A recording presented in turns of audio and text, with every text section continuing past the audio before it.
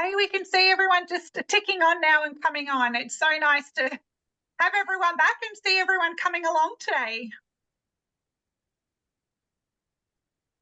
Everyone's coming through. Just going to wait a little bit longer before we sort of kick off because we've got just people still slowly trickling in.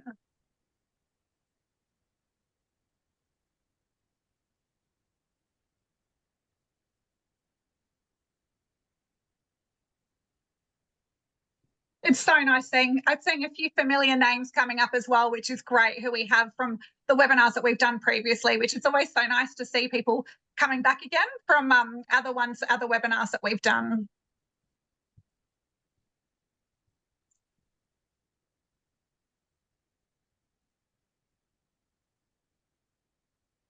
All right, well, I will just kick off. So thank you so much for coming along today for another one of our Tea with the Experts webinars. If you haven't been to one of these before, we started these for our Heart Health Club members in COVID just as a way to connect with everyone when we were all sort of stuck in our home. And everyone's loved them so much that we've kept them going. So basically, if you haven't been to one and you don't know what to expect, they're just an informal chat, which we have with heart health experts. So either about research or about cardiology or speaking with a cardiologist and about other topics that are relevant to heart disease. So just to let you know that I have recorded the webinar. So this is being recorded. And so if you have to duck out or you want to share it with any of your family members or friends, because it'll be so interesting, you will be sent an email with a link to watch it over the next few days. We're so excited and so fortunate to have Dr. Hari Sritharan today to chat about his research that we've recently funded. Hari is a cardiology advanced trainee at Royal North Shore Hospital and is a PhD candidate at the University of Sydney. He has specific research interests in the translation of machine learning and advanced predictive analytics in cardiovascular disease. His research is so interesting, and he's one of the few people in Australia who is actually working on this. So we're really excited to share it with you and to chat about what this could potentially mean for future patients who experience heart disease. We're also joined by the amazing Chris Russell, who many of you I'm sure already know, as he's been volunteering with us for so many years, doing many, many things, including hosting these webinars for all of you. Chris is actually an agricultural scientist and runs his own podcast called AgriMinders, and is personally invested in the incredible work that our cardiologists and our researchers do, as he experienced a heart attack himself almost 20 years ago. So we're truly grateful for all the research that went into having Chris be able to work with us today. So we're so grateful to everything that he does in hosting these webinars, and I'm sure you will all be too at the end of this. So we encourage you to share any thoughts or any questions that you've got throughout the webinar. And if you notice there's a little Q&A box at the bottom of the screen, just type them in there and I'll keep track of them, and I'll come back on at the end and we'll work through as many of those questions as we can. But if you put them in through at the very end, I'll go through those. So welcome everyone. It's so lovely to have you. Welcome Hari and Chris. Thank you for being here. And I will pass it over to Chris now to lead the way and get it going. Thanks, Jen. And it's fantastic to be back again at one of these. They're always so interesting, and it's such a privilege, I think, for all of us to hear from these brainiacs who are doing all this work, behind the scenes. And Hari, it's fantastic to meet you. You're a doctor, obviously a medical doctor, and then you were, I think, going to originally be a dermatologist, you told me. Yeah, actually, well, I wanted to do pediatrics, I think, when I was when I was growing up. I'm a dermatologist too. I was quite sick as a child and I used to have a lot of skin conditions. And so I thought I wanted to be a dermatologist and a pediatrician, sort of inspired by people who looked after me. So it made me go into medicine too. And along the way, I think I just really wanted to be a cardiologist. Why? Well, it took me a while to get into it, to be honest. It was mostly when I started working as a doctor. I saw that I was drawn to the profession sort of in the bridge that it made between actually looking after patients who were, who came in really unwell, really acutely unwell at times, and sort of looking after them sort of as they got better from that. And then longer term too, you see people as they get a chronic disease and you look after them for a long period of time with that. And then more than that, it's sort of with cardiology, it's such a research-driven profession. everything that we do is backed by so much research and so much data. And for me, that's really good when it comes to a job. It's always comforting to know that what you're doing has a wealth of research behind it, wealth of data behind it, and wealth of reasoning behind it too. So it's the really combination of those two things that made me go into cardiology, and I haven't looked back since. I loved it. Yeah. Yeah, it's always there's, as well as a lot of data, there's a heck of a lot of data-free opinion floating around too, as I like to put it. Oh, did you know this? And the cleaner told me once that his mother had this, and I mean, which is so important that we actually have good quality data behind things. So you got into research in cardiology how many years ago? I started up. Well, I actually ended up when I was in uni. I sort of stumbled my way into a research project too. That was more cardiology oriented. I thought it'd be more radiation oncology oriented, but ended up being more cardiology oriented. And I was quite fortunate because it was what sparked my curiosity then. So that was when I was. So what was your first research that you got into when you first started? We were looking at patients who'd had left-sided radiotherapy, left-sided breast cancer and radiotherapy to that, and try to see how that radiotherapy affected their heart function. We know that radiotherapy or chemotherapy, there was emerging evidence then that it might actually be reducing heart function or impacting the heart in the longer term or the medium to longer term. And so we tried to look to see if we could find out, really try and predict or just look at markers for people who are at risk of that early on. And so that was my first bit of research as a fourth year medical student, actually. And how did that lead you to, where your current projects, and what are your current projects that you're now working on? Yeah, so I think, that's what sparked in me a bit of curiosity when it comes to, look, you've got someone who's unwell with something else, and the potential of becoming unwell from a heart perspective too, but can we really try and predict their risk of having that happen? And that kind of made me more curious about risk prediction and what we did with that. And that sort of brought me full circle back to now. Now my research more focuses on using quite advanced predictive analytics or quite advanced software and quite advanced machine learning, which is in itself a branch of computer science, artificial intelligence, of using that to try and predict risk in specific high risk conditions. The conditions themselves are, well, COVID-19 is one. We've all been affected by that in one way or form or another. So that really transformed the way in which we worked and we lived. Although it's all getting a bit better now. In fact, it's all a lot better now, I think, on that front. The other one is ST elevation myocardial infarction. That's a particularly dangerous and particularly severe brand of a heart attack, which involves a complete blockage or complete occlusion of a blood vessel that supplies. Wait. So ST elevation means what? It's something that we look for on the electrical tracing of the heart, the ECG. The ECG, right? That's one of those little pointy bits on the graph. Yeah, it's sort of a rising before that big pointy bit. Right. Okay. Pointy bit that actually, makes us. And that you get that after you've had a heart attack, which it reflects that you you're call an having. infarction. It reflects that you're having a heart attack. So right. Okay. It's a particular type, rather than drawing attention to, I suppose, what it means. It's more just it's a particularly dangerous brand of heart attack, and it's one that triggers for us alarm because it's one that means this person's potentially got an occluded blood vessel that's feeding a lot of their heart, and it's one that we should try and open up sooner rather than later. Yeah, or look at assessing and dealing with urgently sooner rather than later. And then the third sort of condition I'm looking at is one called it's a procedure really. It's called transcatheter aortic valve implantation. Yeah, we actually did an interview with Karen Rao, I think maybe last year. Yeah. And he was looking at predicting when people who had this artificial valve put in, rather than repair the old one, I gather, how they predict whether they're going to need some more help later from a pacemaker or whatever. So how is your work different to his? Yeah, so we're both, well, I guess our common connection is that we're both supervised by Professor Avinay Bindi, who's the head of department of cardiology here. And we're through the work that him and Dr. Hansen, one of the structural cardio interventionalists, is doing over here. We're one of the high volume sort of structural centers in Australia. And we see a lot of patients with this condition called severe aortic stenosis. That's a severe narrowing or tightening of the aortic valve, which is the valve that leads out from the heart to the rest of the body. When you have that, you do begin to feel quite unwell. People can feel quite unwell. They can go into conditions like heart failure, where you get too much fluid build up in your lungs or in your legs. They can faint unexpectedly and suddenly, or they can get lots of chest pain and feel really. Is that because the valve doesn't work or it stays shut? it's because the valve's not doing the job it should.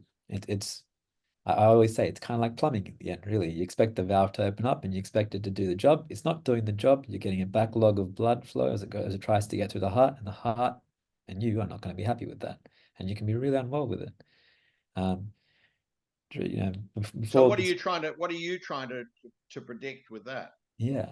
So what I'm trying to predict with that is, when someone, one of the most common causes for severe stenosis is the valve it's the valve degenerating over a period of time, right?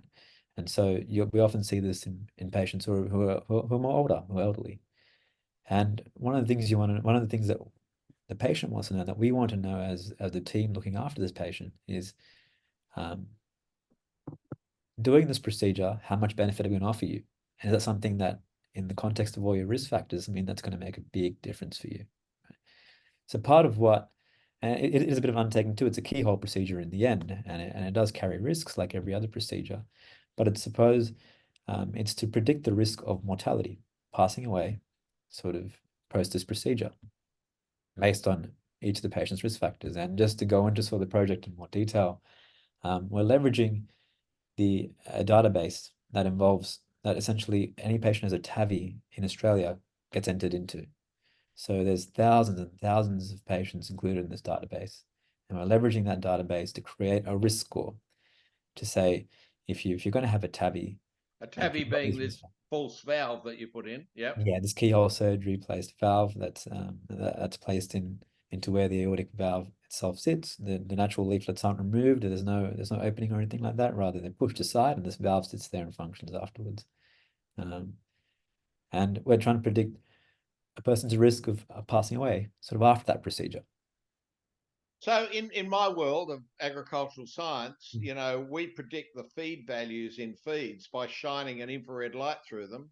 Yeah. And it relates then to a database, which basically says the last time we shined a light and we got that spectrum coming through it, it had this feed value, so we'll assume this will be the same. So a cheap way of knowing what the feed value is. But my judgment on that is that you put rubbish in, you get rubbish out. So it's all dependent on how good the database is. So do you think the databases are big enough and narrow enough and specific enough to give you good data? Absolutely. I think your point's 100% right. In the end, with these risk scores and with these sort of studies, your data in is key. If your data in is good, the output will be good. If you know what you're doing with it.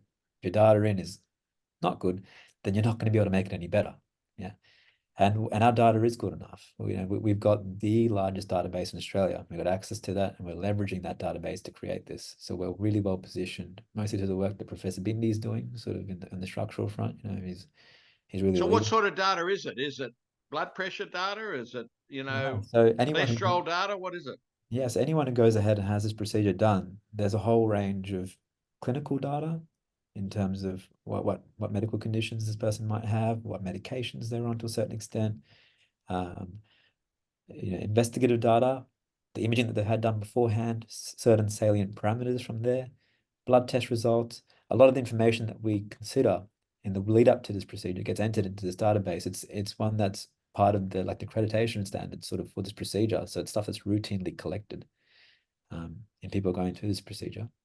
And it's really quite extensive. And so there's this extensive record of data there that we can leverage to try and predict risk.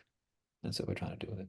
So again, if I can use the agricultural analogy, when you're harvesting a paddock of wheat now, if you want to, the machine will tell you how much wheat you got of every square metre of that paddock, and it'll give a big printout to the farmer, and he gets this given to him, and he sits and says, well, what am I going to do with this? Because I'm not going to go around fertilising each square metre. I mean, is data overload a possibility here? Is this going to give real benefits to the doctor in being able to actually improve the outcome for the patient?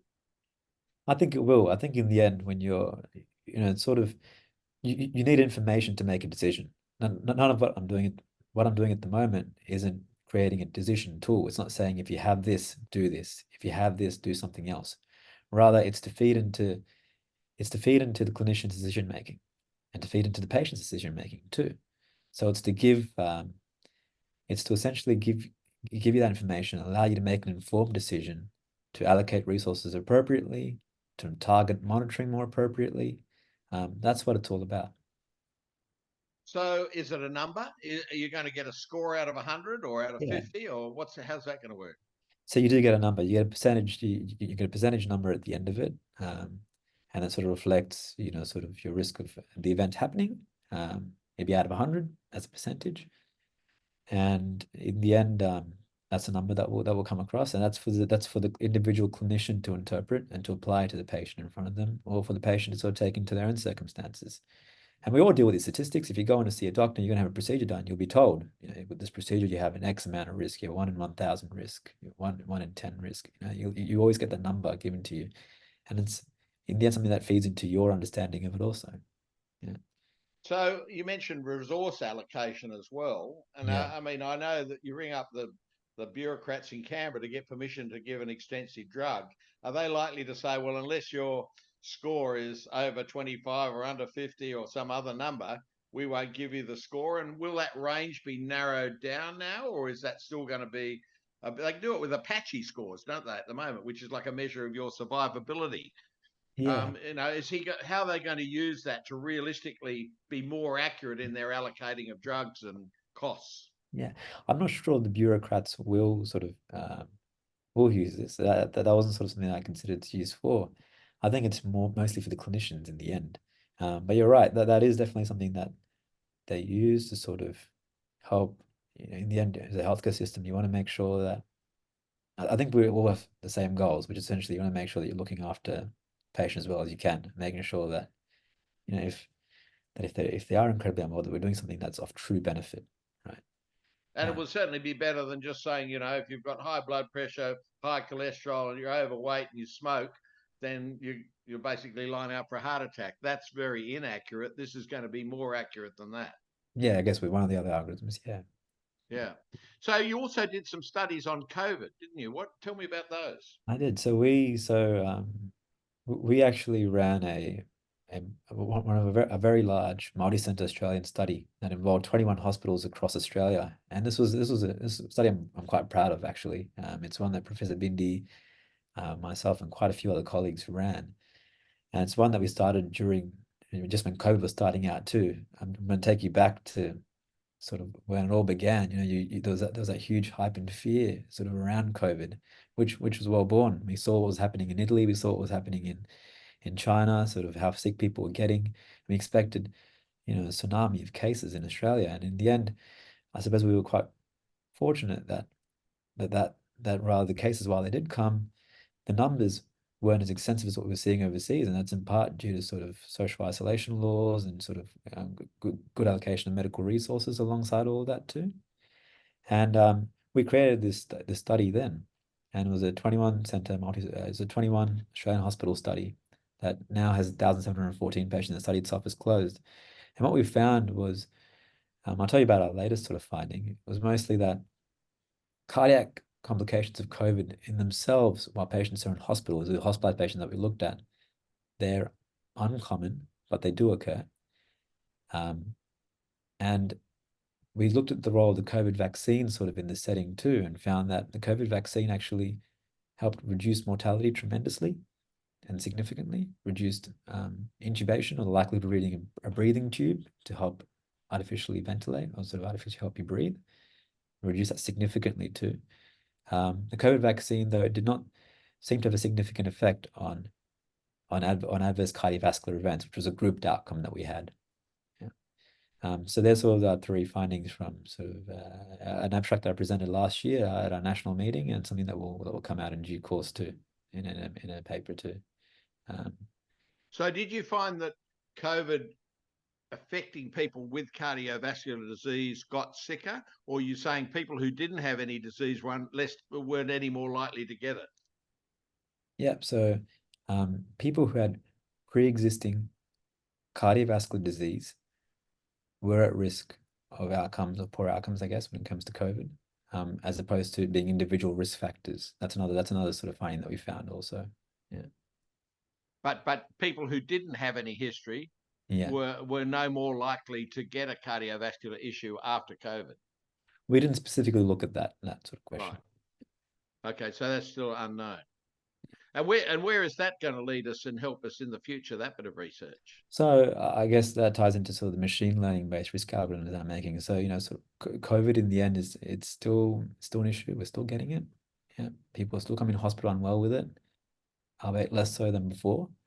And it's key to sort of identify people, especially now more than ever, who are at high risk of becoming more unwell with that. And so we've created a risk score. We are creating a risk score that can be applied in the emergency department setting, where if someone comes in with parameters that you'll have available readily on that first visit, that initial visit to the emergency department, that can give you a number saying this person's risk of dying in hospital is this amount, of requiring a breathing tube is this amount, of having adverse cardiovascular events is this amount too.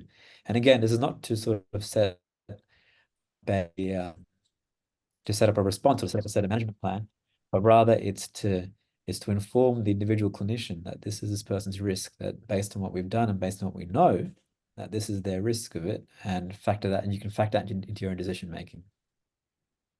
And how did you correct this for age and all the other differences between? It has all that included in there, so it's part of that machine learning process. So, Harry, I mean, one of the things we've noticed, again, if I can use my agricultural experience, is that we might come up with predictors and NIR type predictions and so on that work in Western Australia on their database, but it's completely different. You use that database here, it wouldn't work here. Yeah. So how broad is this, not just in areas, but in terms of type of patient, or are they going to have different algorithms, according to gender, age, where they live, tropics, cold climate, how specific is it going to be? Yeah, so in this machine learning process, I think the concept of external validation is quite key. And that is the risk score that we generate. You look at it in another population, see if it works there too, rather than just working in your own one. In our study, what we've done is we've actually divided our data set that we had up into two different groups. One is the data set that we use to train or make that score. And then the second part, a smaller proportion, is a data set that we use to test that score. And that's what we say, and that's what makes us say, hey, this algorithm is working or it's not working. So we didn't test on another population of patients, rather it was within the group that we already had, just a divided up group there. The next steps are, if there were interested collaborators sort of overseas or anywhere else, sort of testing the score once it's published, sort of in that setting there. And how many data, how many individual pieces of data do you need for the three areas, the general heart disease, the aortic stenosis problem, and the COVID problem? How many pieces of data have you been able to bring into those? So there's no specific number as such that you're really after, rather more data is better, I think, is always sort of the principle. But in the end, with just to go through our numbers, we've got a little bit over 1,700 patients in the COVID study with that risk score. With the TAVI one, there's several thousand patients who have been sort of had this procedure in Australia, and they're all because that's actually compulsory, isn't it, for them to give you that data? Not to give us that data, but for that data to be collected. You collected, yeah. Yeah. And I guess the committee, and I guess the agency that does that, in sort of knowing that there is significant research interests and significant research that we can do that can be beneficial as a part of this, have included that arm into their sort of that database also. And then with the STEMI, or the STEMI ST being the ST elevation after myocardial stent, infarction, where you have a stent or whatever, yeah. That specific heart attack one, with that one, we have about 1,800 patients in that database there. Is that enough? It's enough for me to do what I can do with it. Yeah. Okay. And so, this is all interesting stuff. What's your aim to be able to produce out of this, that our donors are going to be able to say, well, yes, we won because we achieved that target? What is your target or your aim at the end of this? Yeah. So my target is the same way it's been sort of since I was a fourth year medical student, I think, really is to predict risk better in patients, identify people who've got these conditions and they're quite unwell, and just say, what is your, and you've, for example, with the STEMI one, you've had a STEMI, you've had a severe heart attack, you've just received the management for that, you've recovered. What's your risk of getting worse afterwards? Provide that to the clinician so you can make a decision. That's essentially it. And then I think we can do it better than what we're doing right now. So that's sort of my aim with it. I think really the part that excites me about all this is machine learning, artificial intelligence. Machine learning is a subset of it. I think it's here to stay. It's really going to transform the way in which healthcare works. And to be able to embrace that, to be able to be a part of that in its early stages in Australia, at least. People are doing it across Australia, people are doing it a lot in America, and in other countries also. But to be a part of that, I think is exciting. And when it comes to, you go ahead. I think when it comes to sort of supporting it, I think this is the future. This really is the future, and this is where I think a lot of how we improve medicine is going to happen. So you made the point that this doesn't really give the doctor a suggestion even, or certainly not a recommendation for therapy. It's just data on which he can then base a treatment regime. Is that right? That's right. So data on which they can base their treatment regime. Yeah. So there's open for different doctors to interpret this in different ways. Absolutely, because I think in the end, every patient, every individual is different. Right. Like for example, I think social contexts need to be taken into account. You could be the sole carer for your whole family. Yeah, you could be looking after everyone can be dependent on you. Yeah.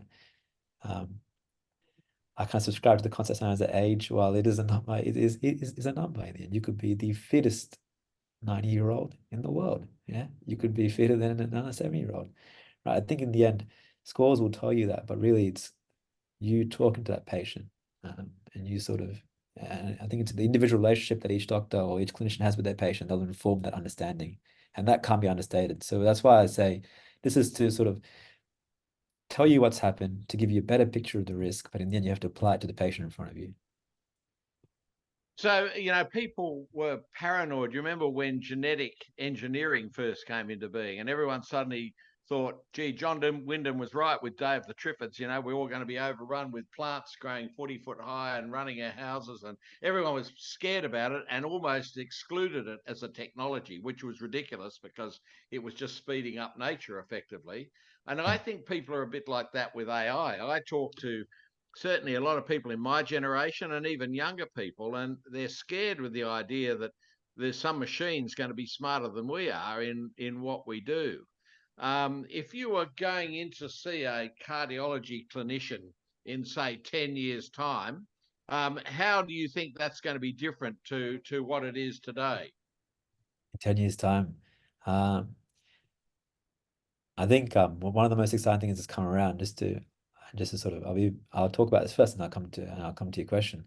I think one of the most exciting things is ChatGPT. If I just give that as an example, you've sort of I have patients coming up to me now, who are entering things into ChatGPT, going, asking, what is atrial fibrillation? What is atrial fibrillation ablation? Just to give you an example, and they come in and they've been informed by ChatGPT that's this, right? It's kind of like when people started Googling stuff when it came out too. This is the new Google essentially, but in the end, this will give you prompts and interact with you. And it can generate that content too. It's not that it's coming from a link as such, it's generating its own content based on what's been fed. I think there's already work happening in this field, but it's like it's a part of it's you walk into a room, and rather than your doctor looking at a computer and talking to you on the side, that your doctor will just look at you face to face and talk to you up front. And that gets recorded to a certain extent by a language processing software, kind of like ChatGPT. So it's listening in the background. Listening in the background to a certain extent. And then this is what I think will happen in the future, at least. Something will listen in the background, and then it will automatically annotate, or will sort of, based on the conversations happening in front of you, will start writing a letter on its own. Yeah. And to say, sorry, doc, mate, you got that wrong. I just heard that, and this is the answer. No. Look, I think in the end it will be a factual representation, and then what it will do, and then I think it'll be up to doctor to sort of sign off on that in the end. But this is not happening now. I think we're talking like sort of 10 years, 15 years into the future. I think probably. Like for example, we've already the way in which you see a doctor has changed so much already. I remember going to my family GP as a kid, and he'd bring out a little sort of a little piece of paper, sort of this big, and that'd be all my records there, and there'd be a little cluster there, that'd be my records, right? And then he would write that for every single day every time I saw him, that'd be sort of the record. And now I think you'll be hard pressed to find a GP who doesn't enter everything into a computer. So that's changed over not so long, and I think this is what the future will hold. I think that's all been driven by advance in technology. When technology advances, this will advance too. And I think people who are more fearful of the effect technology, all I can say is I think it really just give us an opportunity to empathize with each other more. I think, like I said, take the screen away, take the notepad away. You're talking to a patient, you're looking at them, you're talking to them all along. Wouldn't you want that as a patient? That's what I'd want. 100%. Yeah. Yeah. Yeah, I think what people are afraid of probably is that, I mean, if you're talking to a doctor, no one can get into the doctor's mind and control him. Whereas, we hear all these stories about the hackers getting into the GP, the AI and computers, and that's where the fear is. We've got to have the confidence, and you think that the confidence will be there because of the fact that these algorithms you're developing are going to make it so much more reliable. I think the confidence will be there with time. I think, like look at us right now. We're talking over Zoom. I think, several years ago, we probably would have all been, now I suppose we could do it, we would have all been talking in person, right? We can do this now. We can do it from wherever we are at the moment, right? I'm in a clinic room right now. Yeah, we can do it right now from there. I think there'll be confidence, and that's because we have confidence in systems now, and that confidence will grow. Yeah. Well, Hari, thank you so much for that very clear explanation. It's as always, it's extraordinary the work that you're doing. I'm so sorry you have to struggle so hard to get the money to push you forward, but that's our job to make sure that we can aid you with that, because then you can put your mind to doing all this stuff which we've never got a show of doing. And we really appreciate the fact that you have committed your career and your life to this sort of work. Thank you for talking to us today. And I think Jen might have some questions lined up there. So do you want to take it away, Jen? Got a couple of questions. I'm going to start though with my favorite question that came up. So I just realized at the beginning I didn't actually introduce myself to everybody while I introduced you guys. So I'm actually Jenny, and I am the Communications Manager and Corporate Partnerships Manager at Heart Research Australia. So I'm going to go back to the questions. My favorite one is, does this mean that cardiologists will be computer nerds in the future? I always joke that your cardiologist will be your doctor's going to be equipped with a stethoscope and a laptop. Yeah. But no, I think in the end, there's a role for. I think the way this is going to work, it's going to be driven by clinicians predominantly, but it's going to be in a close partnership with people who are really experienced with computer science and data engineers. I work with data engineers. One of my data engineers' name is Harrison. Harry and we've always joked about talking about Dr. Google. It sounds like Dr. Google might be becoming a reality. Might be, actually getting a real job. But I think it's going to be really helpful because you can have these algorithms working for people who aren't focused so much on the data and all that sort of stuff. They can focus on doing the medicine that they do the best. And then you can have these algorithms working in the background and doing all the analytics and so on. I think it'll just be a great partnership. I think that's 100%. Got to be in the end. I think that's the same way in which healthcare and technology sort of works out to be a great partnership too. When you were talking earlier, I didn't want to interrupt while you were talking, but this comes back to the COVID finding research that you said you presented recently. Was the COVID finding different between men and women? Did it get looked at that? I can't recall that off the top of my head, I've got to say. I didn't look at that specifically as a question. I can't recall off the top of my head. And then another question, I guess, flowing on from that. So the data that you're gathering, I'm assuming, is all de-identified data. Yes. For people to give their permission to. Is that so? It's de-identified, but does it get split out where you can actually view different demographics? You can see men versus women or age groups and it's all part of backgrounds the and so data on. that comes through there. So the data is absolutely all de-identified, all with prior ethics approval and very secure. So them in the way in which it's handled, and it includes clinical data too, in the way of gender, age, all that feeds into it too.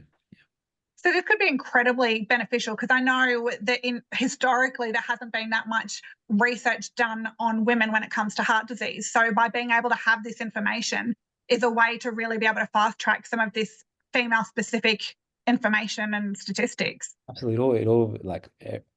Everything will feed into this algorithm in the end. And I think it will come up with, or will feed into the algorithm building process in the end too. And so we'll get that objective account of it. Absolutely. Yeah. And are you using any other databases other than sort of Tabby or like any overseas ones? So I know Gemma's biomarker biobank that she's been doing, that's gone global now. Is this just a Australian-based one? Gemma's doing some phenomenal work in that field. This is predominantly all Australian. Yeah. So the Tabby database is Australian. The STEMI database is our local one. Yeah. As in Royal North Shore Hospital? Royal North Shore Hospital, yeah. And the COVID one is one that includes the 21 hospitals across Australia. Fantastic. There's no other international ones at this stage. These are the 3 projects that I'm focusing on with the funding graciously provided by Hari Australia.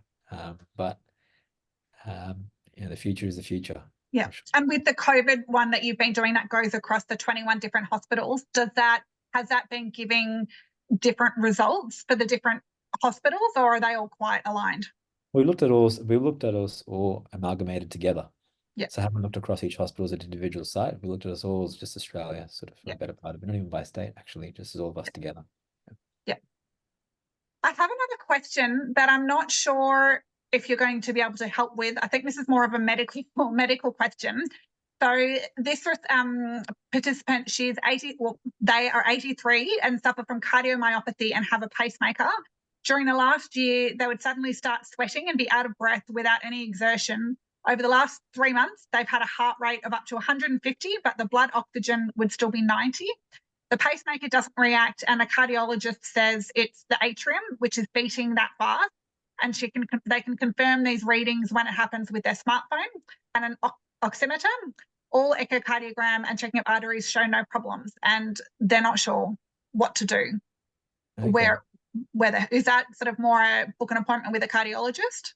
It is. I'm not sure there's the right forum to go through. Yeah, I wasn't. But I think I would suggest, this individual clearly sounds like they're concerned by the symptoms and concerned by the condition. And I would think if you've got a cardiologist, you should go see them or see a doctor. I'm always like, trust your gut. If you think something's not right, you just go, even if it's just a matter of getting reassurance and clarity, go back and have another conversation and get those questions answered. And any questions that you've got beforehand that you've been churning over in your brain while you're lying in bed at night, I always say, make sure you write those questions down and take them specifically to your appointment and get those answered.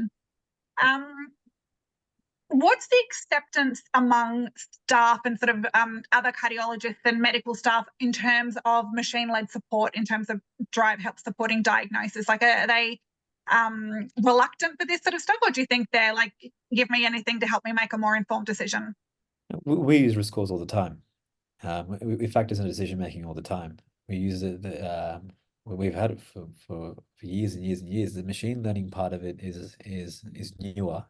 Yeah. But in the end, it's still very relatable for us in that it still gives us a risk score in the end. So I don't think there'll be any hesitation from that point of view. So it'll be a more refined risk score, and more tailored for individuals.